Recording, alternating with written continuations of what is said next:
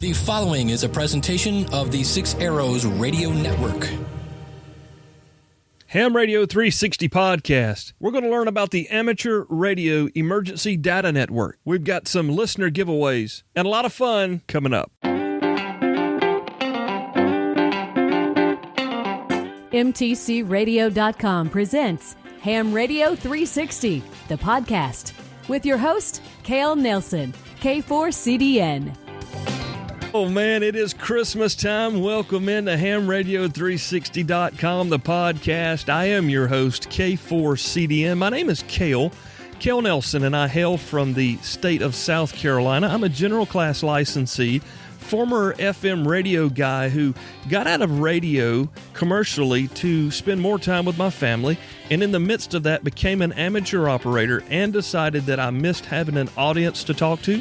So I jumped into podcasting. I chose amateur radio because the hobby to that point, and still to this day, had been very good to me, and I wanted to learn more about it. So I thought, hey, what not a better way to learn than to have folks learn along with you, and at the same time, you can make some really great friends with some really smart people who can help you and your audience learn at the same time. So that's what we do here every week. Whether it's the 360 podcast or the Workbench show, this is about growing, learning, and enjoying the amateur radio hobby. So if you've been here from day one, thank you so much. We're tickled you came back. If this is your first time, we're really excited to have you here. And we do this every week. It's not like we're, making a living off of this. It's not like this is going to keep our families warm in the wintertime. No, this is something fun we do to give back to the hobby that's done so much for us. We really hope you enjoy it and hope you participate with us. If you have any questions about anything we do here on the show today, you can probably find the answer at hamradio360.com. That's the name of the show. That's the website. That's where you want to go to learn more about the show. We've got great show sponsors for our podcast. MTCRadio.com has been with us before we even existed. That's a long story, not for here right now, but it's an interesting one nonetheless. MTCRadio.com has all the gear you're looking for, whether it's a Kenwood Handy Talkie, whether it's the TS990 or something in between. They got a brand new shipment just a couple of days ago, matter of fact, of B-Stock Kenwood gear. Now, I can personally attest for B-Stock Kenwood gear. It's what I run in my van. I just got me another TM281 through the B-Stock deals. You'll save money. It'll be warranted, and usually any orders above $99 are going to ship for free. So make sure if you're needing gear and you're looking for some Kenwood stuff, to check out my friend Richard and Christine Lenore down at mtcradio.com. They're down in Paris, Texas, and will do you the best deal guaranteed on Kenwood gear. Now, before we get into the program, I got to let you know it's been an exciting 2 weeks. Wow, a lot of news is broken for the show and what we're doing here. We've had some of the biggest download numbers we've seen since we began the program almost 3 years ago. We've also recently, just last week, announced that A.R.E.D.N has come on as a show sponsor as well. We're really excited to begin that venture with them as we go into the new year. So you guys know that A.R.E.D.N makes some banging gear, and we're so tickled to have them a part of our show here and on the Workbench. So we're going to have some more details for that coming up. Stay tuned. But first, I want to get in here and talk to some guys about something I've long wondered about, and that is, what in the world is ham mesh networking? Ham radio with mesh networking to create your own internet. And today we're going to talk to Randy, Whiskey Uniform 2 Sierra, and Daryl, Kilo 5 Delta Lima, Quebec. Yeah, it's nice to have you guys with us. Randy, Daryl, thank you so much for coming out, being here on the Ham Radio 360 podcast. Oh, thanks for having me. Thanks, Cale. Good to be here. Absolutely. Okay, guys. Now, if you're not familiar with the program, maybe this is your first time listening. I'm a fairly new amateur radio operator, and I like to learn about things, and that's really the premise of this program, maybe not directly centered at the brand new guy anymore, as I've continued to learn a little bit more than I started with, but we're always learning, and one of the things that I've been wanting to learn a lot about since I got into the hobby is mesh networking with amateur radio. And I've connected us with these two guys this afternoon, whenever you're listening to the program, and they're from A.R.E.D.N. That's the Amateur Radio Emergency Data Network. And guys, I really don't even know where to start other than what exactly is data networking for emergencies over amateur radio? Well, this is Randy. I think the simplest way to start understanding it is to think of it as home Wi-Fi on steroids. Okay. Everybody's familiar with wireless data communications in their home or in their office. This is a form of the same thing, but amped up quite a bit and operating on amateur radio frequencies. Okay. Now, we're not talking 144 megahertz here. We're 2.4 gig, 5.8 gig. Where do we find those frequencies that we're operating on? Well, we're operating on 4 amateur bands on 2.4 gig, on 3 gigahertz, on 5.8 gig, and on 900 megahertz. Very good, very good. Now, I kind of get the premise of the wireless Wi-Fi, the Wi-Fi on steroids, operating through these amateur bands. Is this something that the layman can kind of jump into and participate in if there's a local network, or maybe even not a network where he's around? Can he help begin one, or is this something that really takes a lot of time and experience as an amateur radio operator to participate in? Well, that's a great question, and there's actually room for, and we encourage people who have relatively little networking experience. That's really what it's designed for. But of course, there's ample room for people with a lot of IT and networking experience as well. The idea behind A.R.E.D.N is to enable people who have a amateur radio license already, but may not have a lot of networking background, and give them the tools and the know-how very quickly to be able to be part of a high-speed internet protocol network that they can participate in, they can help set up. It doesn't require a lot of knowledge on their part to get started. In fact, it really doesn't require much more effort than setting up a Wi-Fi router in your own home. Okay. Now, is this network something that's nationwide, or is it maybe just in Tucson, Arizona, or Charlotte, North Carolina? Are they all over the place, or are they just kind of found wherever they've been built? Well, you'll find people all over the nation and even internationally. We have participants in Canada, in Chile, and other places in South America, in Europe, countries like Spain and Norway and the UK. We've got people in New Zealand that are actively involved in the A.R.E.D.N network. But the idea is, since our primary focus is to support emergency communications, most emergencies tend to be local or in a larger scale regional affairs. Mm-hmm. And the intent behind A.R.E.D.N is to enable people that are responding to their local emergencies as communication specialists, to give them the tools to set up and operate very quickly a high-speed multimedia data communication network.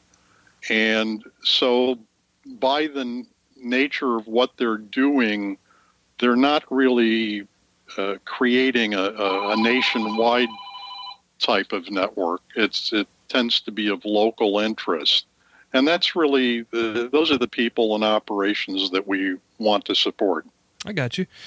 So you guys are really focused on the emergency part in your name. I think Daryl even said earlier as we were coming on here that if you look at the word preparedness, you'll find A.R.E.D.N right in the middle. Well, and I think Daryl has got some great examples from his own neighborhood of what he's accomplished there with his colleagues in southeastern Texas. Yeah, absolutely. We've got a fairly rich network. It is still growing. A.R.E.D.N network. We are working with our county government, our sheriff's office here. They're very good partners with our local A.R.E.D.N group, which I'm also a member of.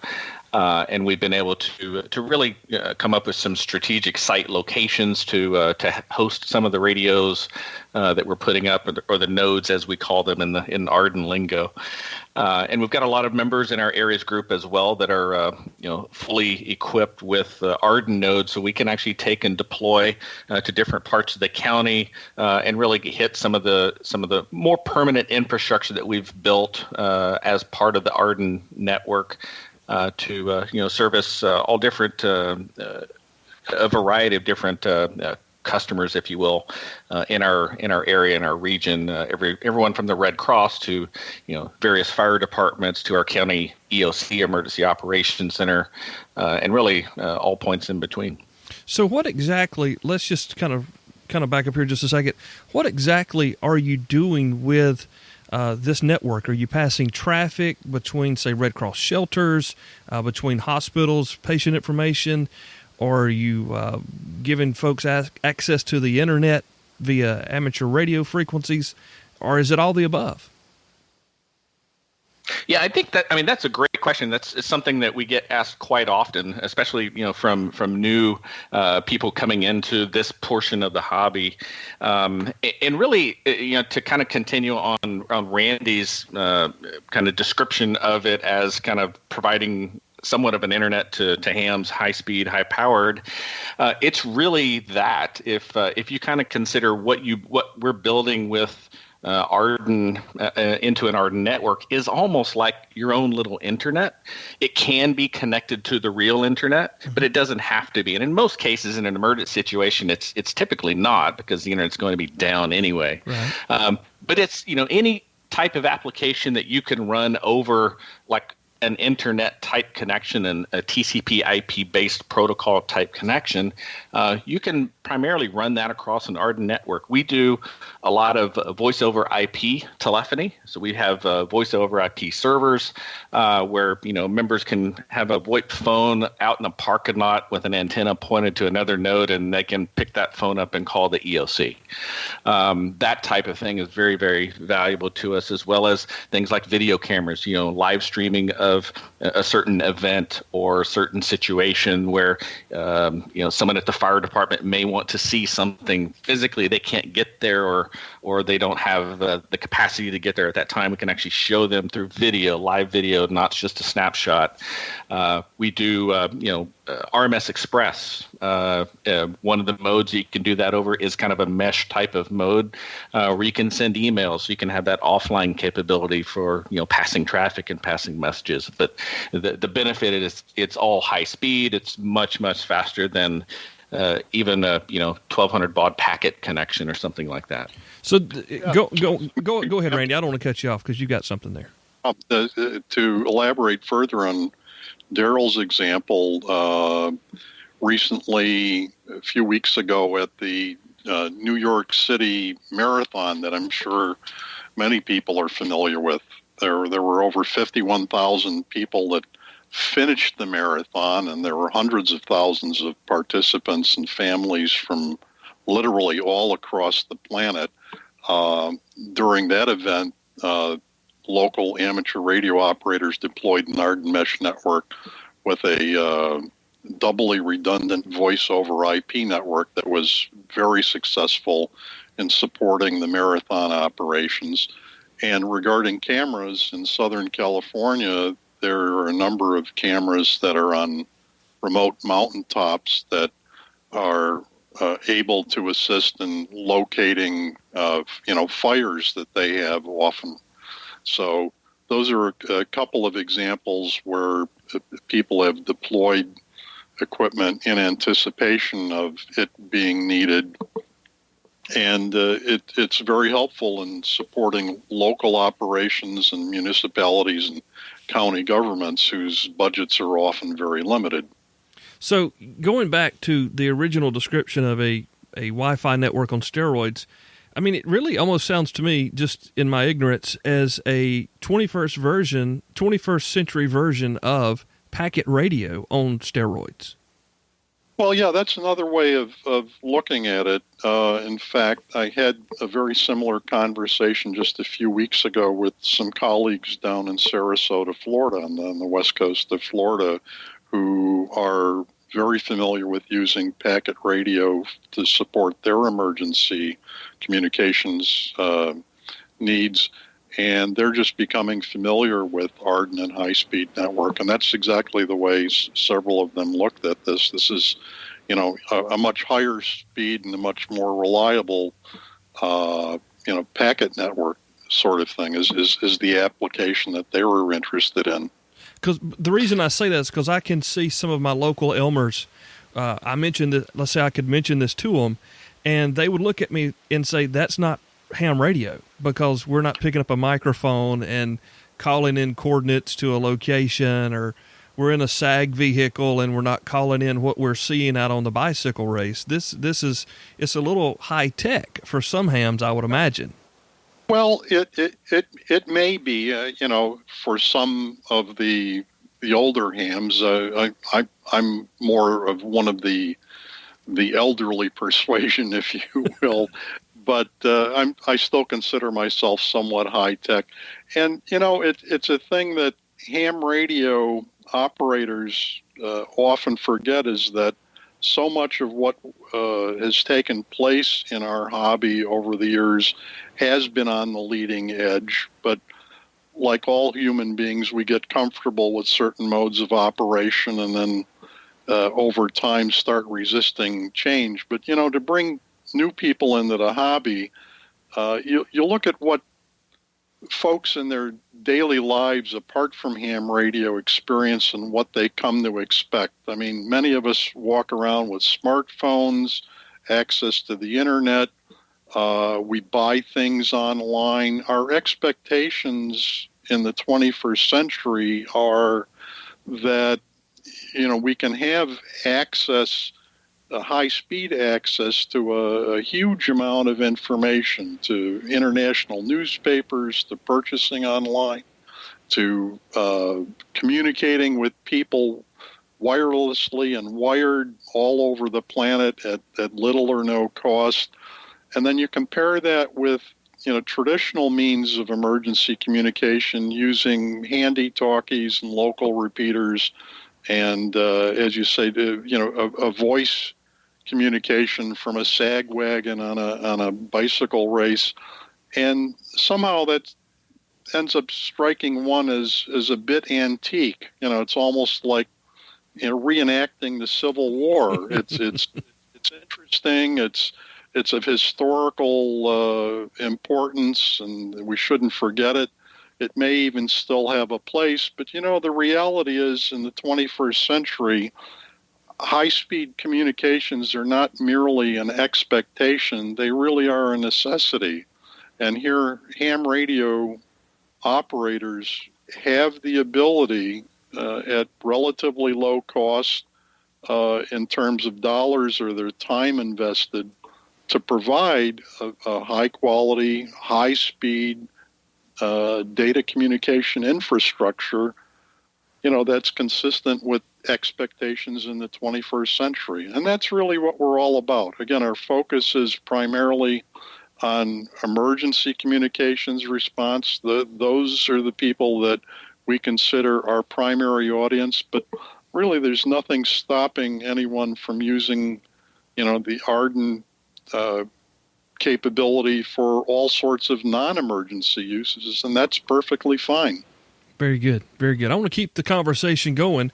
We're going to be right back here in just a moment with Randy and Daryl from A.R.E.D.N, the Amateur Radio Emergency Data Network. Stay tuned. We'll be right back. All right, so we're going to give away some stuff here on hamradio360.com. If you're wondering what in the world's going on, well, folks, that is the giveaway we do once a year at Christmas time. We've got some things we want to share with our listeners. And how do you do that? How do you become a part of the giveaways? You sign up for the email subscription, and we take those names and we random apply numbers to, and then we pick these random numbers and we get winners. We've got 3 antenna analyzer boards that we're going to be giving away. That's the new board that we just recently released regarding the antenna analyzer build. If you're interested, you can go back and check out some of the Workbench shows there. If you're not familiar, we have 3 boards to give away. We're going to give away those right now. These were all randomly drawn from all of our email subscriptions, okay? Kilo Bravo 2, Bravo Echo Echo, Lois, congratulations in New York. The next one, Kilo Echo 0, Kilo Tango Romeo, Alex in Minnesota, congratulations to you. And finally, our last board for giveaway here is going to Kilo O, Oscar. That always messes me. Let me start over. You ready? Kilo Oscar 4 X-Ray Lima. And that's Bruce down in Florida. So congratulations to Lois, Alex, and Bruce. Y'all are the winners of a Rev 6 AA board. And we're going to get this to you here in just a matter of days. More giveaways coming up. And we're back with Randy and Daryl. Randy's call is Whiskey Uniform 2 Sierra. We're all jealous of that, by the way. And Daryl, K5 Delta Lima, Quebec. They're from the Amateur Radio Emergency Data Network, or easier said, A.R.E.D.N. And, of course, you'll find all the show note links at our website of hamradio360.com. Really, this is something I've been wanting to learn. I've said this before already on the program, that I've been wanting to learn about this for a very long time. And, guys, let me tell you just a little bit about why this is so interesting to me personally. I live way out in the country. We have no high-speed internet connectivity available where I live, except through wireless telephone and hotspot devices.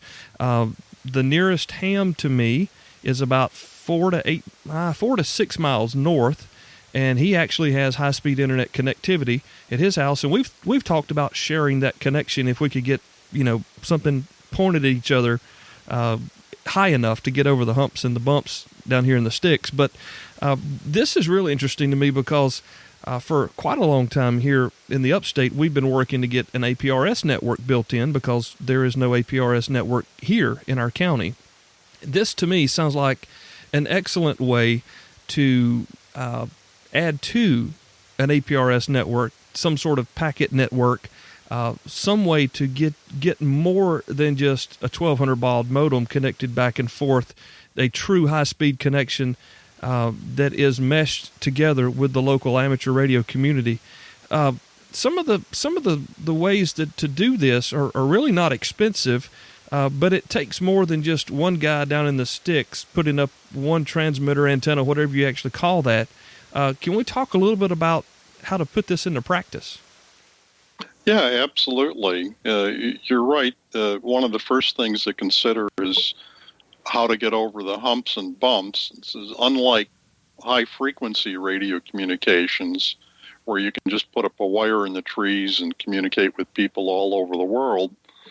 The A.R.E.D.N data network is communicating over microwave frequencies, as I'd mentioned before, on 2.4 gig, 3 gig, 5.8 gig, and 900 megahertz. And so at microwave frequencies, you need to have a clear line of sight between your source and your destination.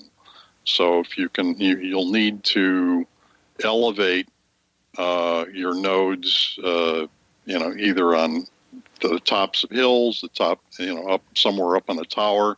Certainly you need to clear the trees because microwave frequencies don't go through the trees very well. But having I was going to add, that's one of my favorite sayings is microwave signals can go 100 miles or through one tree. Absolutely. It's quite appropriate. Yeah. But once you do that, if you can get a clear line of sight, we've got examples today of radio frequency links going over 40 to 60 miles, in some cases longer, all with high-speed data communications across them, and certainly far in excess of 1,200 baud packet. Right. Now, and let's just go ahead and make sure folks understand, those long shots are not in the woods of upstate South Carolina. That's across the desert plain somewhere. I mean, or across a mountain range from peak to peak. Those are unobstructed shots, I guess would be the right term.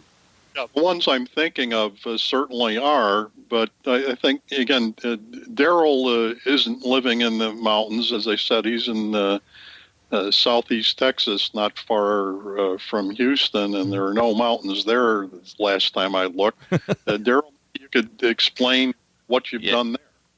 Yeah, we have tall trees, unfortunately, but that's I think a similar challenge to you, Cale. Yeah. Getting over the trees, getting over the tree line. But we've got some nodes at we've kind of set up a tiered system, and if you think of it as kind of rings of network, where you have kind of a backbone type of system that's fairly high elevation, and I'm talking in the 400, 700 foot range, some on tops of a couple 100-foot buildings, to really provide that kind of that top tier backbone, where then you can kind of, if you're on the ground in different parts of the county, as long as you can see those kind of high points, you can join the mesh, right, and participate in part of the mesh. And from that point, you can go further out. Maybe if you have clear line of sight down a busy thoroughfare or street or something like that, where there's no trees interfering, where you're still able to get that line of sight. So it really depends on the terrain of where you're at, to kind of how you set up your network infrastructure. Like you said, the California network out there is a pretty large network. They had the advantage to go from mountaintop to mountaintop, right? And they're going, upwards of 90 miles across, huge metroplex cities with, just imagine the noise going through that. That's amazing. But very successfully.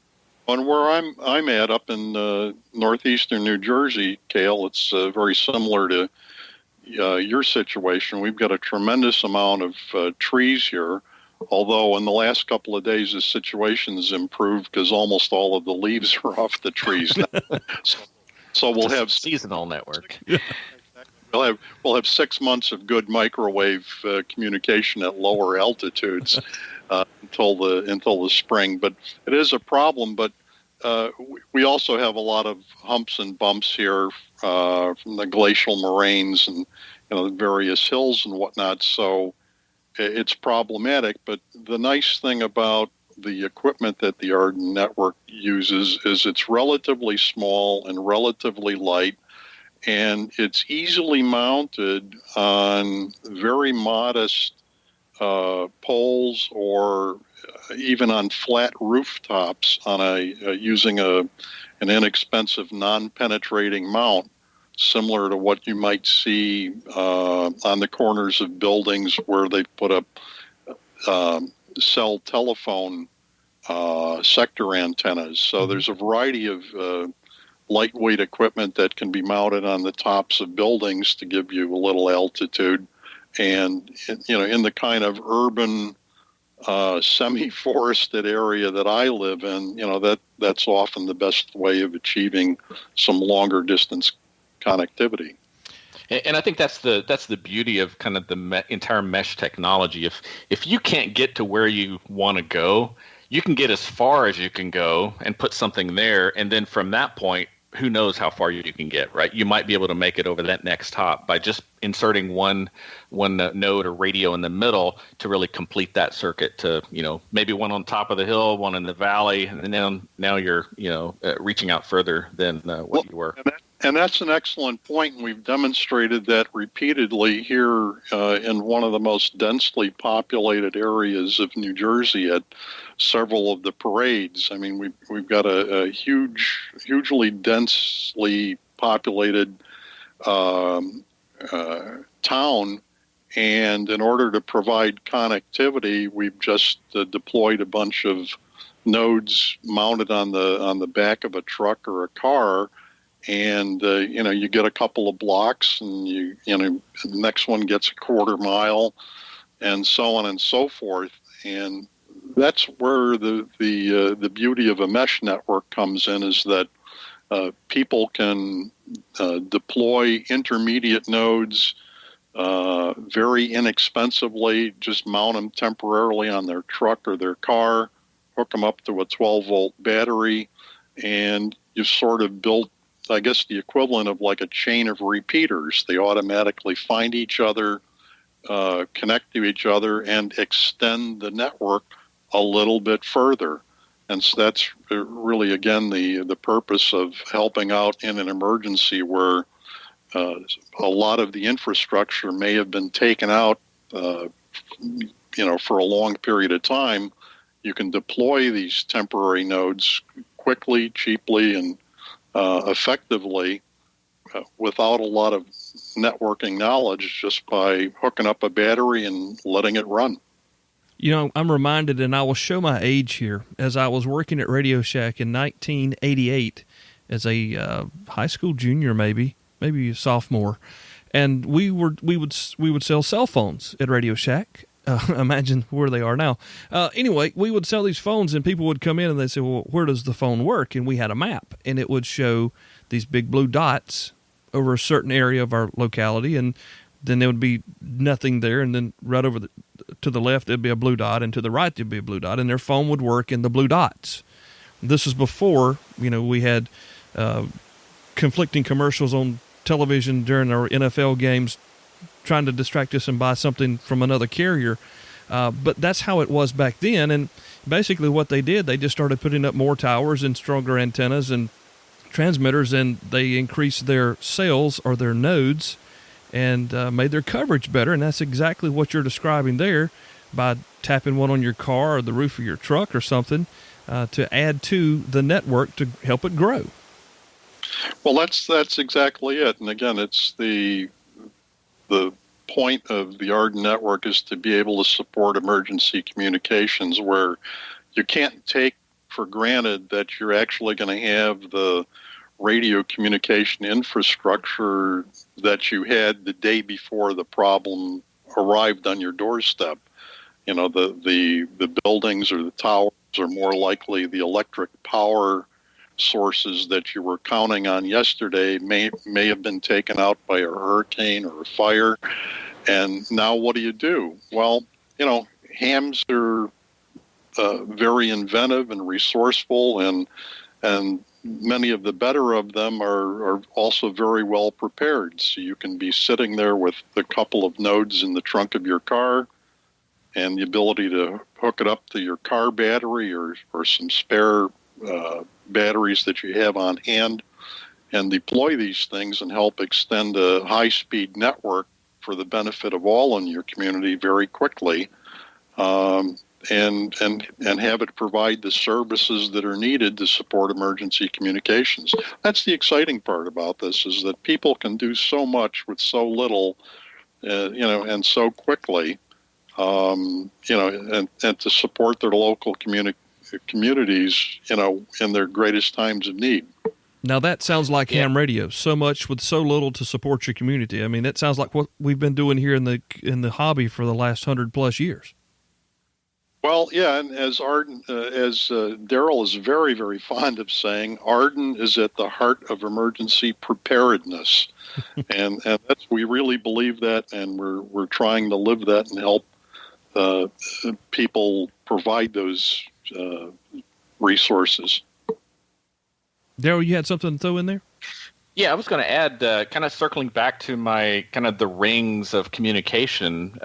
Something that Randy had mentioned was that these networks are typically fairly regional, right? Just because of the distance limitations of a microwave signal. However, being an IP type of network, it's very, very capable of getting something high speed to or within that network.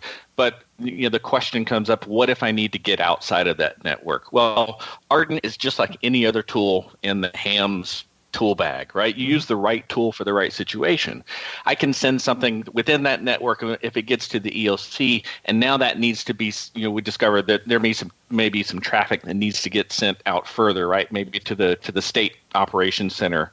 We have HF capabilities, but all of that's integrated and part of the A.R.E.D.N network because it's an IP-based network. We can easily transfer that information from, an RMS Express station that came in high speed and then send it over HF. So it really is a nice bridge to get out further when you need to. Right? It's very, very capable of those types of things. Excellent. Which leads us to one of our favorite segments here, and that's going to be talking about gear. We're going to talk about gear for A.R.E.D.N and the network here with Randy and Daryl in just a moment. We'll be right back. You're listening to the Ham Radio 360 podcast. We're going to roll along here with the giveaways. I've got some swag packs. These include the wintertime hats. We call them toboggans in the Deep South. You may call it a knit cap, a watch cap, a beanie, whatever you want to call it.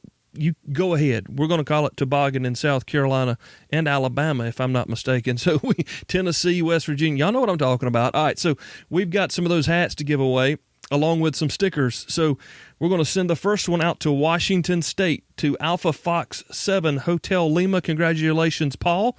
I'm going to bet you can probably use a knit hat in Washington State. Next up, from Wisconsin, we know this man needs a hat, all right? It's Kilo 9 Echo Mike Delta. His name is Michael. Congratulations, Michael. Hope you two enjoy those hats and stickers.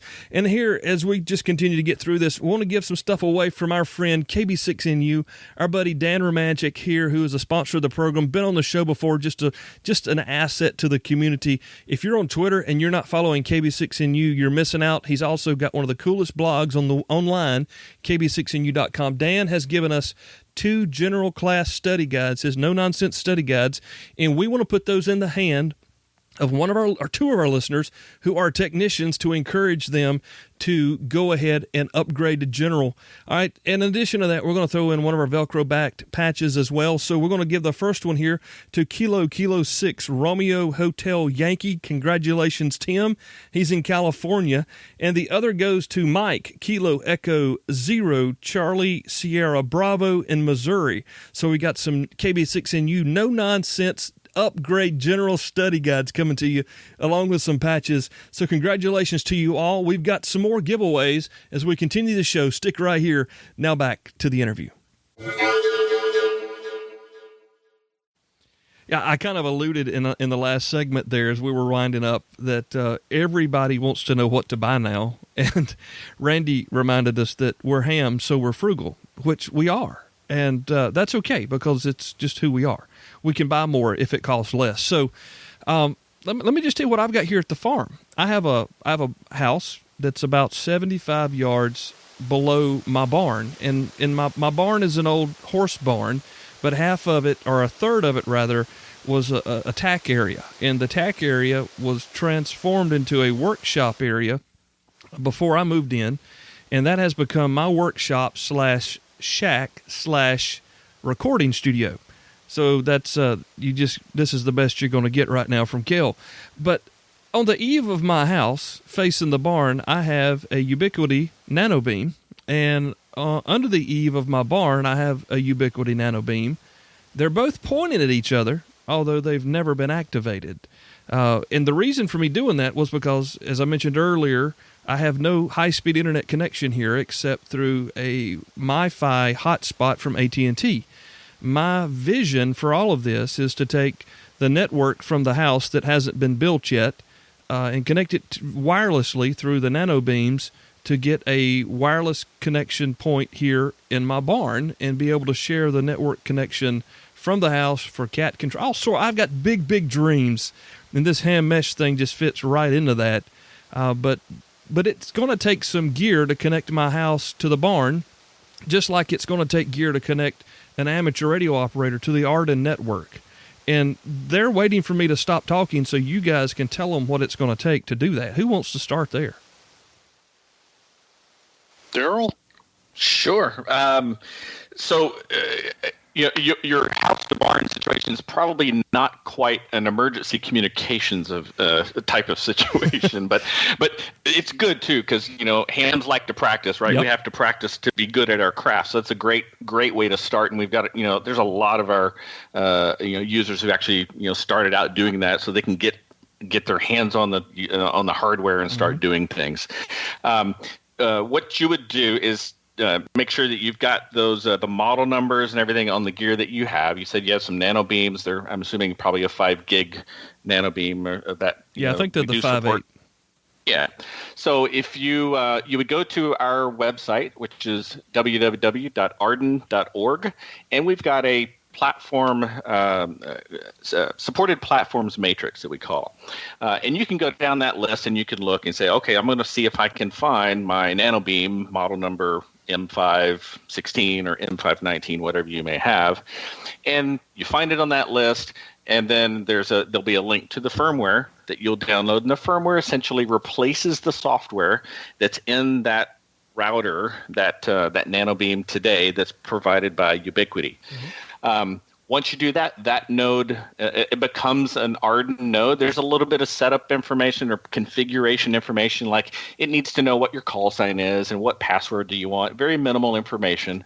And then from that point, once you do that on both sides of that link, as long as they have a decent line of sight between each other, they'll link up, and then you have a full connection, just like you had a wire strung from your house to the barn. It's just now going over RF.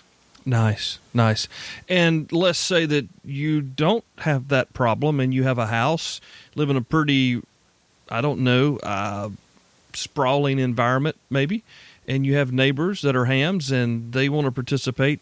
They need the same gear or the same type of gear on the same frequency? No, well, that's not quite certainly they need to be on the same frequency, but they don't need the same kind of gear. There's actually quite a wide variety of Ubiquiti and TP-Link gear that's available. And what you do is you pick the type of gear that's suitable for the type of RF link that you are planning to set up. So you wouldn't necessarily buy a much more expensive Ubiquiti rocket with a big, powerful dish antenna.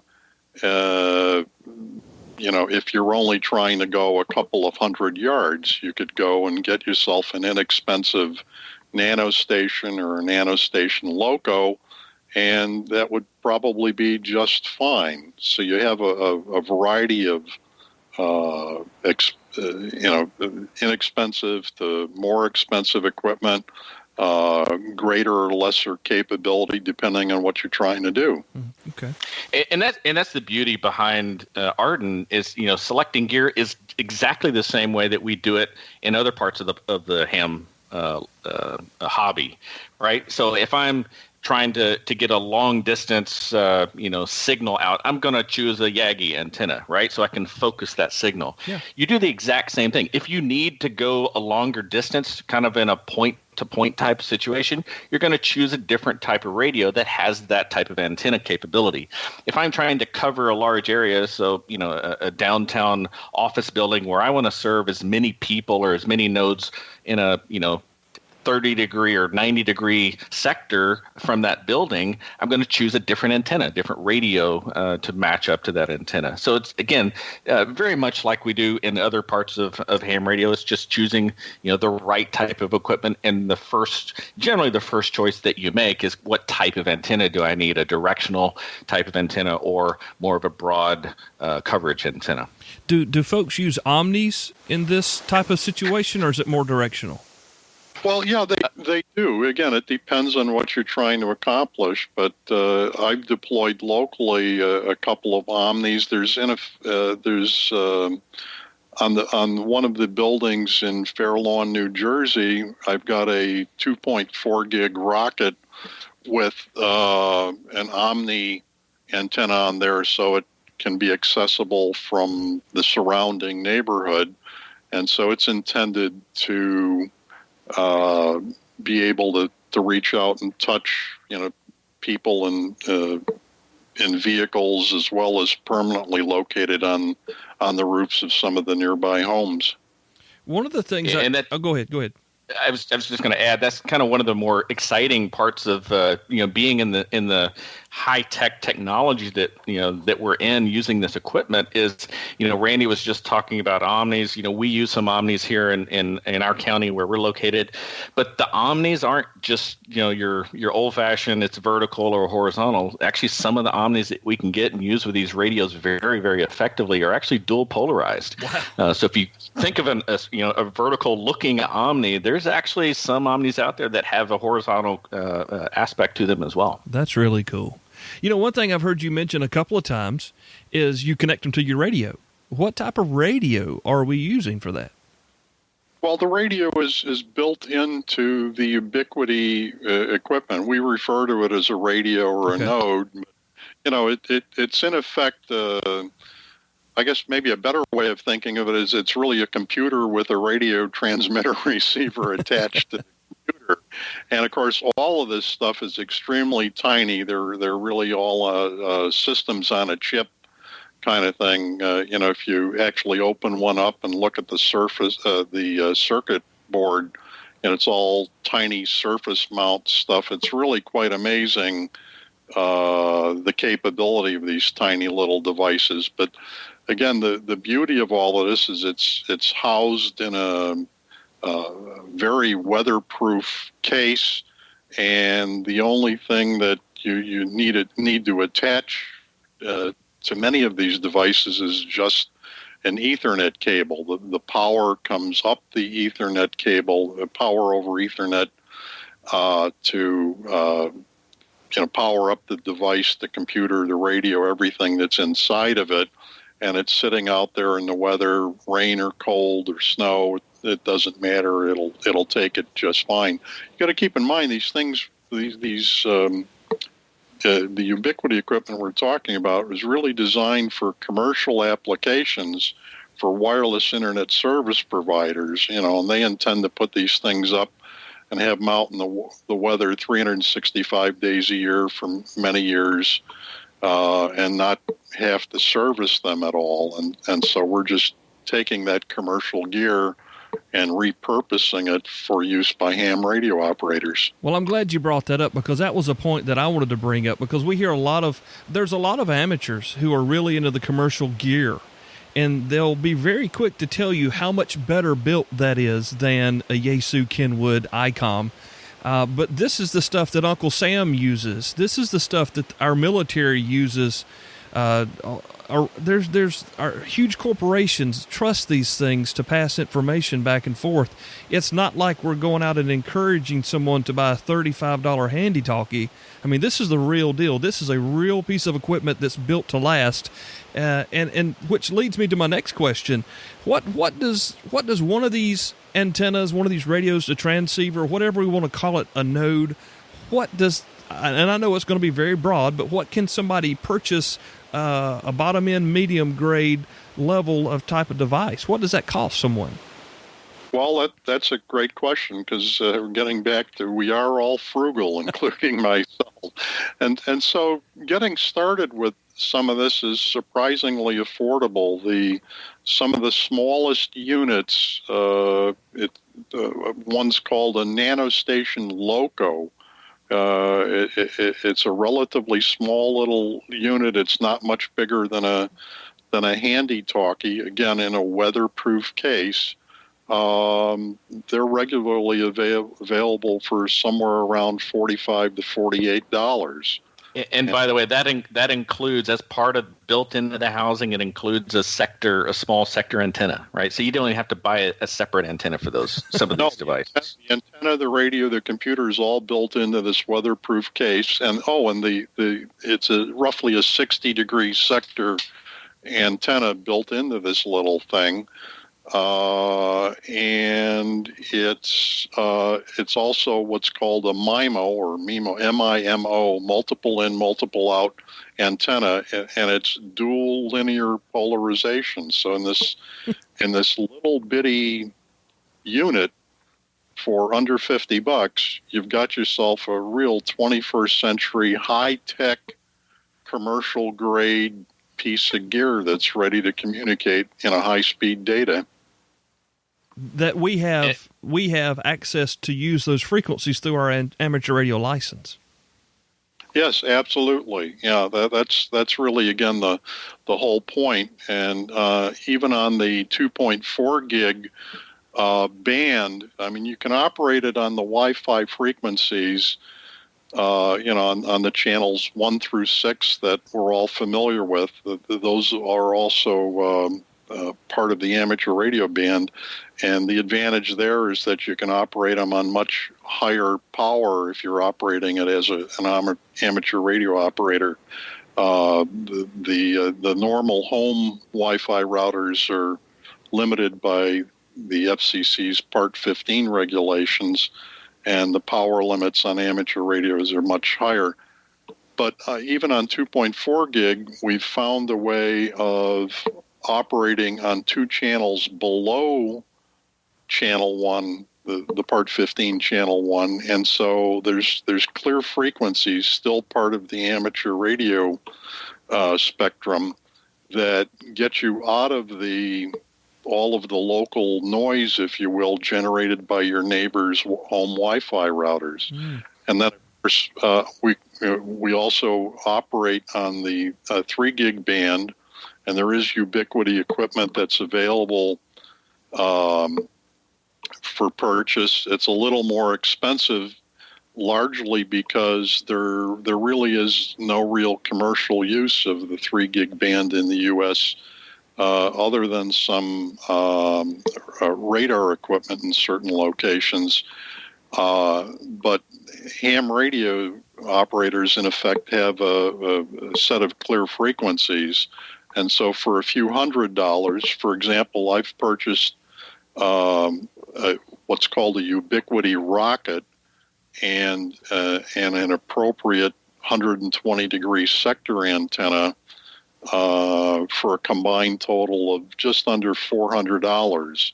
And so that'll get me operating on 3 gigahertz, pretty much in the clear.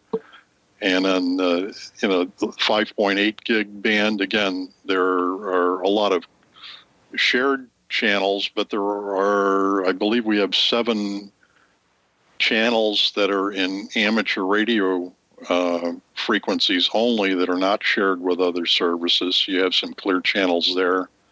So there's a lot of possibilities. Yeah, and I can't stress enough the difference in getting out of the Part 15 Wi-Fi noise makes. We've had just story after story on our forums of people who've tried to run on channel 1 with this exact same gear, but barely able to make 300 yards, right? Barely able to make 300-400 yards, right? When they shifted down into the ham only, Part 97 only frequencies, it's just like 10 megahertz off, 10 megahertz down. They were able to shoot 30-40 miles easily, right? With high quality, high speed signals. Just amazing. That's hilarious. And being way down in the country there, and since nobody has internet, there's not really a whole lot of noise probably out there anyway. But still, yeah, you might be totally successful on channel 1. Yeah, exactly. But the funny thing about this is, I'm sitting here wondering earlier. Well, okay, I'm going to buy these and put them in my trunk on my car, and how are you going to afford that? Well, they're $40 a piece. That's. I mean, we'll spend $35 on a handy talkie. We can spend $40 or a little bit more on a Node. And I'll qualify. That's new price, okay. Right? You can get these used too. Yeah. Well, okay. So that leads me to this real quickly. If you're really serious, if you're listening to this and you like this whole idea, you may or may not be aware of this actually happening around you.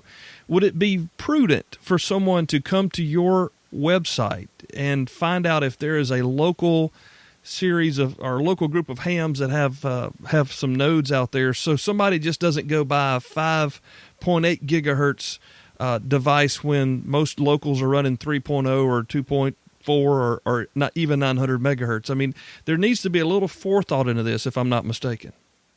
Absolutely. And coming to the A.R.E.D.N website is a great idea because we've been very focused on helping people in selected regions communicate amongst themselves. We've set up a regional set of sub-forums. Some of them might cover an entire state, such as Alabama. Others cover sub-portions of a state. So there's a California sub-forum, and it's broken up into 3 or 4 other groups of counties, if you will, given the populations. So if people come and see that they're not represented. So, for example, Cale, we don't have at the moment anybody asking us about setting up a South Carolina sub-forum, although there is a North Carolina group, and I've worked with a few of those people, several of whom are in the Wilmington and Oak Island area of North Carolina, out on the coast. Yeah. But if there were a group of folks in South Carolina that were interested in having a sub-forum area set up for them so they could communicate amongst themselves and say, hey, I'm here and I'm thinking of setting up some nodes in this locale on these frequencies, can we get together and start doing some planning? That's one way that the A.R.E.D.N website can help people. Excellent. And guys, you can find that online, of course, at the www. Alpha Romeo Echo. That didn't want to come out. Delta November. That's the last 2 digits of my call. Why didn't it want to come out? Alpha Romeo Echo Delta November.org. A.R.E.D.N.org is what we're talking about here. We're talking about the Amateur Radio Emergency Data Network with Randy, who is Whiskey Uniform 2 Sierra, and Daryl, Kilo 5 Delta Lima, Quebec. We'll be back with them in just a moment as we continue the conversation here on Ham Radio 360. Yeah, so we've got some more giveaways here on the Christmas show, and we're going to give the Pactena Mini away. And these Pactena Minis are really an amazing piece of equipment. If you haven't seen one yet, Stuart, KB1HQS, did a great video review on his. They've also been featured in QST Magazine. They're created by our friend George, who is the co-producer there at Workbench Podcast, along with our buddy Nick, N3WG, who created and provided for you, the listener, the iPhone iOS application, the 360 app. So thank you, Nick and George, for your support. Thank you for this antenna to give away. And the lucky guy is Kilo 1 Kilo Whiskey, Tom in Tennessee, Kilo 1 Kilo Whiskey. He's got a pretty sweet 1x2 call sign, along with now he's got a Pactena Mini headed his way. Congratulations again, Tom.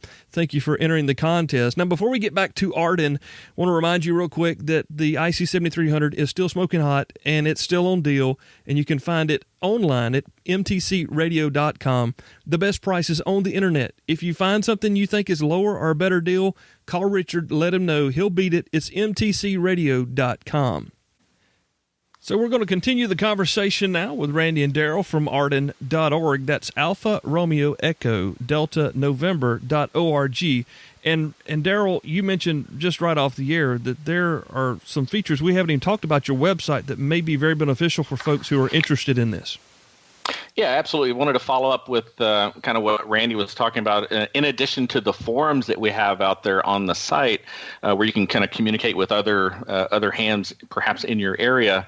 If you just want to get a general idea and kind of see it from a map view, we do have a map that you can look at different nodes that people have elected to publish their information on our map. And it's one of the features that we have within the A.R.E.D.N firmware is if you choose to do so. We don't force anyone to do this, but if you choose to do so, you can actually self-report, and it will instantly show up on a map with all other nodes in your area, and people can go and look and find out details of what frequency you're on, what band you're using, what SSID or ID you're using to connect the two different radios together if you decide to change that. But there's a lot of information there that you can take a look at.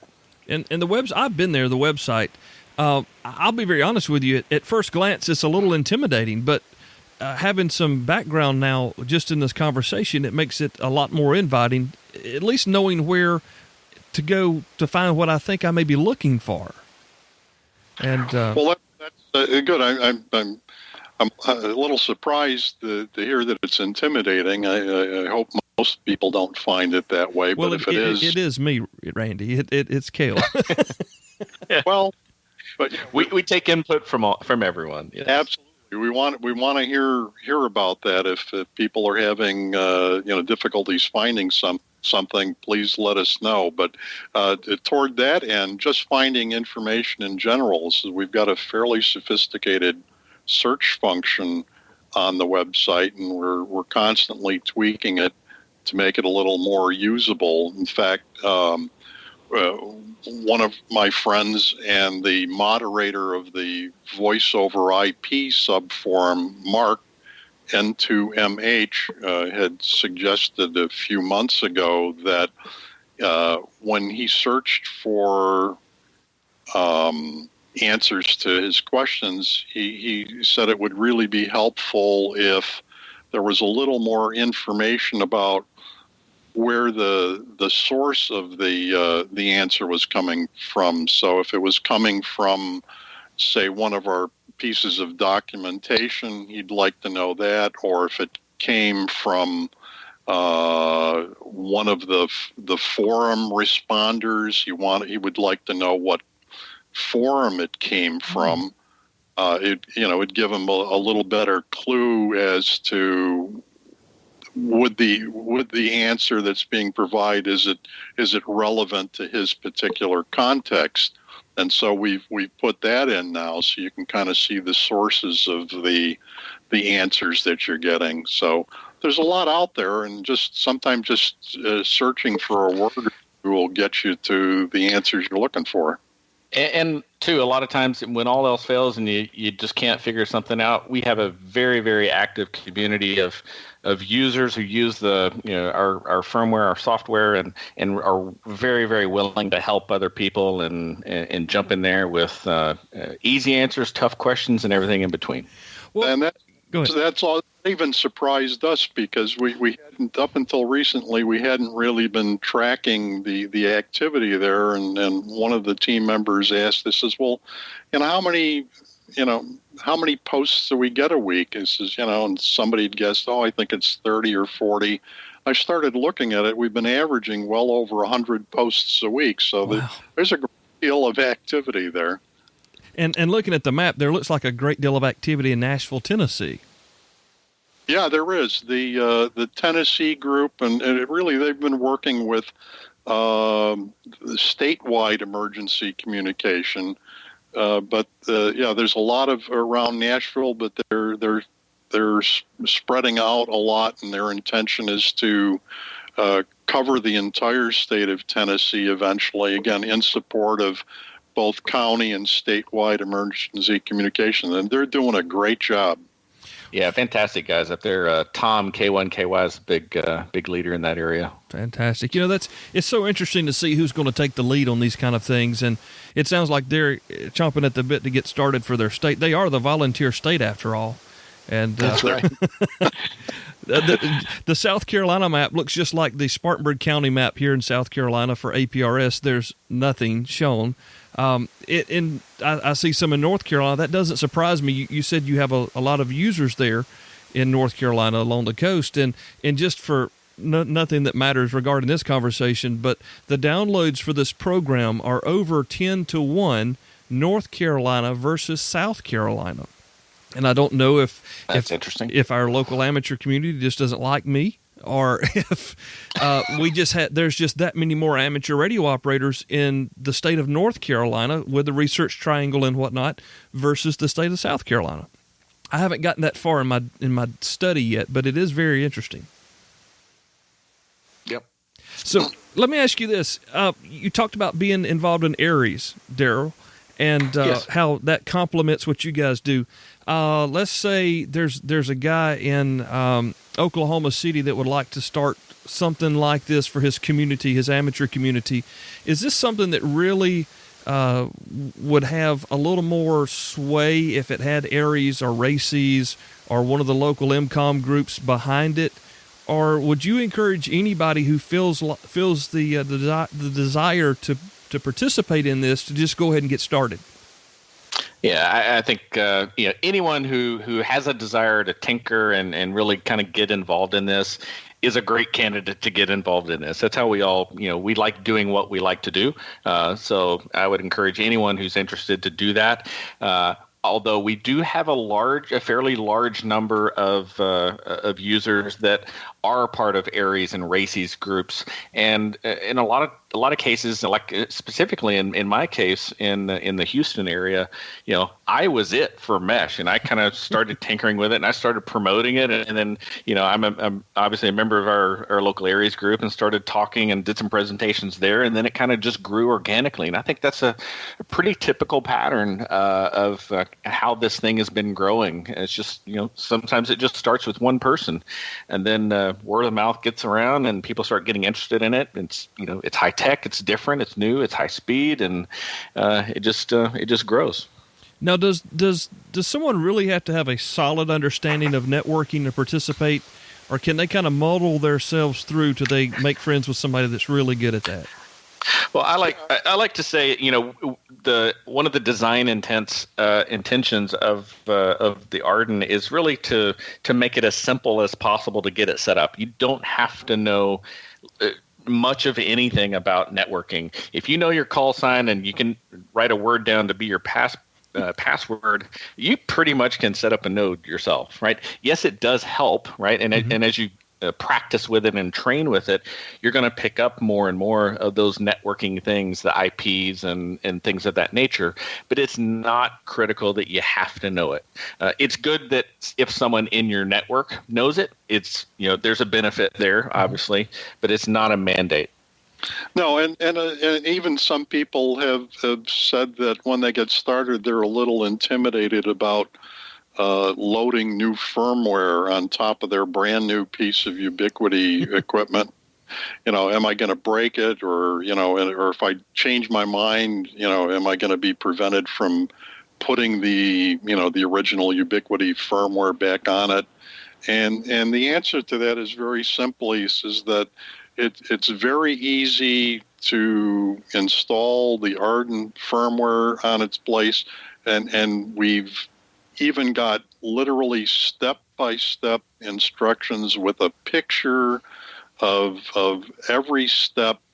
It'd be almost impossible not to follow this. It's very simple. We've also had people get stuck in a variety of ways, often not through their own fault, and there are instructions to get you out of that hole and get back on the solid ground. So pretty much all the difficult problems and odd situations that people have run into in the past with loading or configuring software have already been documented, and all the solutions are ready there for people to use in as simple and easy a way as possible. So as Daryl said, it says you just step up to it and give it a try with some of the less expensive piece of equipment, and once you get one or two under your belt, you'll start picking this stuff up very quickly. I like that keep it simple, stupid kind of stuff. Yeah. Kel fits that really good. Yeah, I'll say too is I have to hand it to Ubiquiti and TP-Link. They really make some really, really good solid hardware, and I've yet to see one of these devices be totally bricked and not recoverable and not usable, right? Oh. There's always, there's 2 or 3 different ways that you can actually recover these things so that, it's not just a hunk of metal sitting on the desk. So one guy's got a couple of $100 and he wants to start an A.R.E.D.N network in his hometown. It's like anything else. It's you can use your call sign in more than one place, I'm assuming. I mean, you don't have to have another ham to do this. You can build your own network with multiple sites under your call sign. Yep, that's exactly how many of us got started. I know Randy and I both have many nodes with our call signs in them. Gotcha. I've got a bunch on the map here. I think some of them are a little outdated, but I've been doing a lot of experimenting, and I've actually got nodes on all 4 bands at my location here, which are operating. Yep, that's cool. That's how you know you're talking to the right person about a subject, when they've got every avenue covered. And by the way, they all interoperate, right? So you can come in on 900 megahertz, you can go out on 5 gigs. We don't care. Oh my goodness! Oh my goodness! So it's a really interesting concept. I think it has a very valid place in our hobby, especially in the emergency aspect, which is what you guys are shooting for. We didn't really get real deep into the use of it. You think you guys could go one more segment and kind of chat with me about some of the deeper what if kind of real world scenario uses for this stuff? Sure, I think we can take a shot at that. Okay. We'll be right back, guys. We've got Randy and Daryl with us from A.R.E.D.N.org. This is the Ham Radio 360 podcast. So one more giveaway here on the Ham Radio 360 podcast Christmas show 2016. This one compliments of our friends at mtcradio.com. Thank you very much, Richard, for sharing this with our listeners. I'm excited because DMR radio is hot right now. It's a lot of fun. I've got one of these rigs. It works well. I think you're going to really dig it. And I got to say congratulations to Charles Queen, Kilo Delta 8, Juliet Alpha Delta. Charles Queen from Ohio wins the TYT MD380 from our friends at MTC Radio. Congratulations, Charles. Now we're going to get back to Randy and Daryl as we talk more about A.R.E.D.N radio. So before we go, we want to come back in and talk about this A.R.E.D.N.org network thing. It is the Amateur Radio Emergency Data Network. And Randall made a good point where he said, this doesn't really do you a lot of good to have this big network that you've spent the money and the time to develop if you don't have a purpose and a means and a reason to use it. So let's talk about some of those reasons that you would be utilizing this type of network. Well, sure. There's many. Daryl had pointed out earlier a couple of the common uses, setting up a voice over IP system, in effect, your own private telephone system. And the reason that's very attractive to a lot of folks is that pretty much everyone knows how to use a telephone. And so you can set up your own little directory that's, and you can have non-ham operators operate the telephone and call in information. The other popular use of this is because it's a high-speed network, you can put live streaming video across of it. So if you need to deploy a node near the bridge over a river that's flooding and you want to keep track of it, but you don't want to have somebody sitting there in the rain or having a vehicle in the rain, you can drop a battery and a camera and a node on a pole, stick it by the bridge and watch from the safety and comfort of some other location. But there's all kinds of other things that people use it. There's an open source project for putting together dispatch tickets for deploying people. I believe it's called Tickets CAD for computer-assisted dispatch. And Daryl had mentioned some other applications. Yeah, one of our project team members on the A.R.E.D.N project is Trevor K7 FPV. He's written a really nice little application that kind of rides across the mesh. Very familiar, for the back to the packet radio crowd. It really provides a kind of a keyboard to keyboard type chat functionality that's distributed and fault tolerant and operates across the mesh. So I can be, on a chat session from my particular node, and someone across the county could be connected to a different node, and they're on that same chat. We can communicate directly, and all of those messages can sync to all the other nodes, kind of within the what he calls the zones. So there's a true fault tolerant capability to it. There's message traffic, message passing. Things of that nature. It's really easy to get going with that application. Very lightweight, can run on the node itself, or even you get more capability when it runs like off of a Raspberry Pi that you may connect to the network to provide various other types of services. That's just one of those. Again, the voice over IP, we have, like in my area, we have a Asterisk server, which is a open source voice over IP telephony server. So we have full telephone capability. We have conference call rooms, so we can actually over the mesh conference call numerous people together. There's voicemail across that. So again, thinking of in a disastrous situation, we've got a a voice over IP phone at a pod site, right, a point of distribution site, and they are starting to run low on water or whatever, we can actually have someone at that site pick up the phone, leave a message at the emergency operations center or anywhere else on the mesh, and whenever that person, they can notice that, hey, I've got a voicemail because the light's flashing on their phone, just like everyone's used to today in office settings and other arenas, that they can pick that up offline, kind of a store and forward type format. And again, all of that technology and all of that capability is provided by Asterisk. This is an open source project that's free to deploy. You put it on a server, you go off, and you get all these fantastic features. So it's things like that we're using, very, very effectively. And other areas that we use here in our county, offline map servers. So everyone says, "Oh, I need a map. I'm going to go to Google." Well, what if Google's no longer available, right? So we have map servers that are offline that we can get to from the mesh, guaranteed to be available of the globe, right? We can get to any map that we need to offline. That's amazing. That is amazing.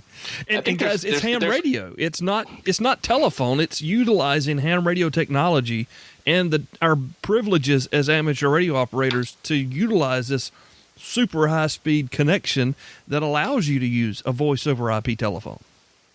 Exactly. I think it's beautiful. Yeah, we've got CERT groups that are across the nation. California's got quite a few that are using this as well to do CERT assessments. So as they're canvassing a neighborhood, maybe during a disaster or some other type of event, they're actually have a laptop computer with a node either in a backpack, or they can stick a tripod up and gather information for damage assessment, and then again storing and forward those types of systems can then send it whenever they join the mesh, right? So whenever they come in range of a mesh node, that information syncs up and is available to the wider mesh group who may be looking for that type of information.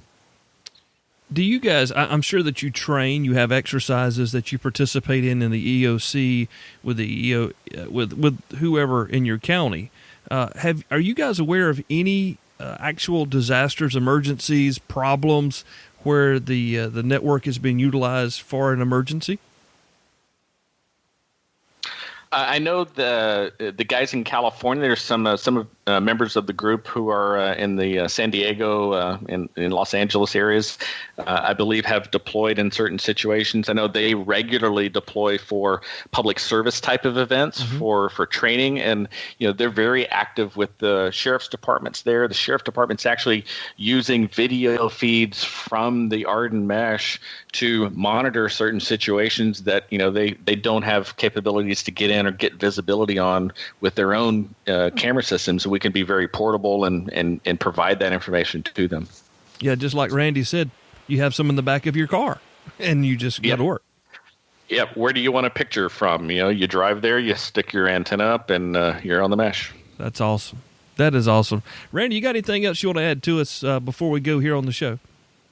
Well, I think that kind of covers, the broader overview of what A.R.E.D.N has been doing. We're just coming up on our second anniversary here very soon, in another month or so.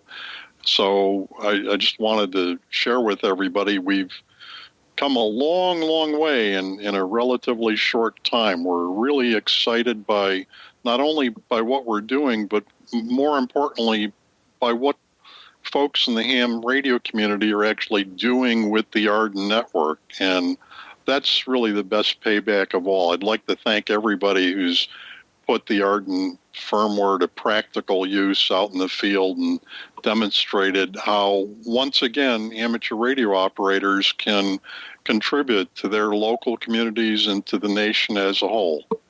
Fantastic. And we can visit your site at AREDN.org, and that's A-R-E-D-N. That's Alpha Romeo Echo Delta November. And, guys, they've got some sweet T-shirts. Now, I'm a T-shirt guy, so I always notice those sorts of things. And by purchasing those, your patches, your stickers for your gear, that all helps fund the project that we know as A.R.E.D.N, the Amateur Radio Emergency Data Network. And that's right. Yeah, don't miss out on their forums either. I mean, if you're looking for some real information, of course, we want to get you started. We want to get the ball rolling here with the show. But if you need some questions answered, you have questions, they've got your answers. We used to have to say that on the phone, by the way, at Radio Shack. But they are the Amateur Radio Emergency Data Network. And guys, both of you, thank you very much. I'm going to date the show and say Merry Christmas because it's that time of year. And who knows, maybe I'll find some Ubiquity gear under the tree for me this year. Hey, that'd be a sweet present, and it'd be even better if you can get it up and operating with a couple of your local hams. That'd be fun. That would be fun. Yeah. Santa gives you a radio. Maybe your wife will give you a tower. I've got a tower out here in the yard. I've got a 35. It's only a 35-foot tower. I've had it about 2 years, and I've almost just left it laying there, waiting for a larger alternative before I call the concrete truck. So I need to get going there. But it may get me over the top of the trees, and that would definitely get it going for sure. Sounds like a project. Oh yeah, there's plenty of those to go around. Absolutely. Well, gentlemen, again, thank you both. It's Randy Smith. His call is Whiskey Uniform 2 Sierra, and Daryl Quinn. His call is Kilo 5 Delta Lima Quebec. You can find them online at A.R.E.D.N.org. Again, it's Alpha Romeo Echo Delta November.org. And if you're interested, you'll find the forums there. And this is some really neat stuff, guys. Thank you so much for coming on the program to share with us what you guys are doing. Well, thanks for having us, Cale. Yeah, thanks, Cale. Thanks for sharing your audience with us. Wrapping up another one here right before the end of the year. Thank you so much to Randy and Daryl from A.R.E.D.N.org, A.R.E.D.N, Alpha Romeo Echo Delta Norway.org. Thank you guys for sharing your information with us. Tremendously interesting topic. And, I think this is really just the first step in learning more about this in hopes that we can have the guys back on again. Thank you so much, Randy and Daryl. Appreciate you being here. Congratulations to all of our listeners. We hope you enjoy your Christmas giveaways. Wrap them up and put them under the tree. You can act surprised on Christmas morning. Hey, I got to say a special thank you to KB6NU, KJ6VU, N3WG, and our friends down at mtcradio.com. They all gave you their stuff for this giveaway contest. So if you need some study guides, visit Dan Romanchik, KB6NU. You need some portable antennas, it's packtenna.com. And if you need anything else in between all of that, make sure you visit our friends at mtcradio.com. It's been a great time. I've got one show left before the end of the year. Cannot believe that we're that close to Winter Field Day, and I'm hoping that's going to be the topic of the next show. So, hey, if you know Tom Phelps, tell Tom that Kel wants to get him on the program here so we can talk about Winter Field Day right before the event. Guys, thank you so much for listening. I know Christmas is coming. You're busy. You did not have to take the time to spend this time with me, but I really appreciate it. I wish all of you a very Merry Christmas. From my beautiful family to yours, God bless you. Thank you so much for listening. 73, y'all. Thank you for listening to Ham Radio 360, brought to you by mtcradio.com. For more information about the program, visit hamradio360.com. Till next time, 73s, y'all.